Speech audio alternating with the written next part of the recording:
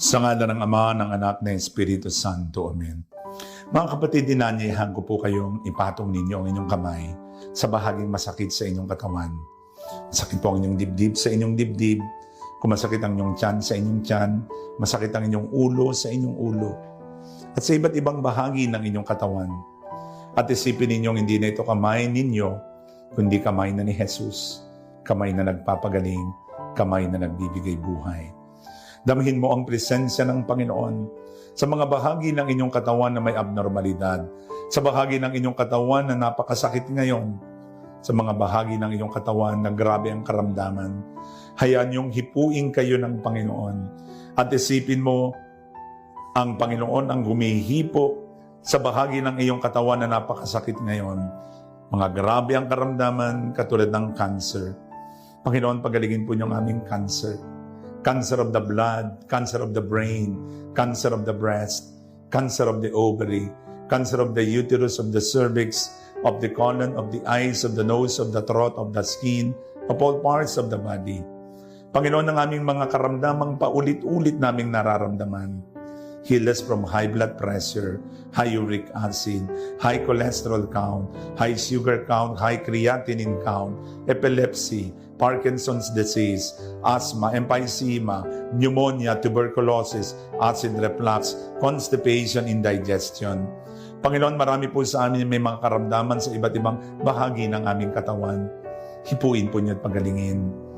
Lord, heal our heart, liver, kidneys, pancreas, lungs, spleen, ovary, uterus, cervix, prostate, small and large intestine, the whole colon, the whole stomach, the whole reproductive system, digestive system, respiratory system, excretory system, nervous system, immune system, all the systems in the body.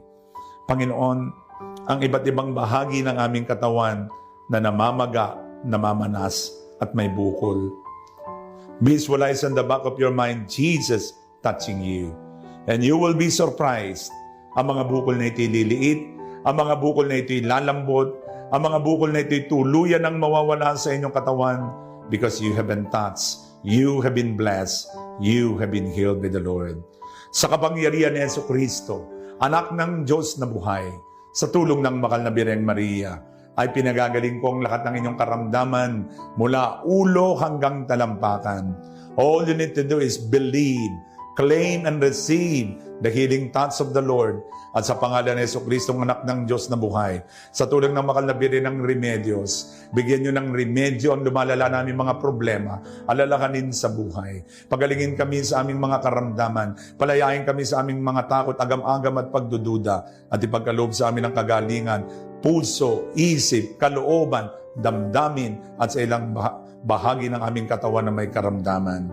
Sa kapangyarihan ni Jesucristo, anak ng Diyos na buhay, sa tulong ng Mahal na Birhen ng Remedios, ay tanggapin po ninyo ang pagpapagaling ng Panginoon mula ulo hanggang talampakan sa ngalan ng Ama, ng Anak, ng Espiritu Santo.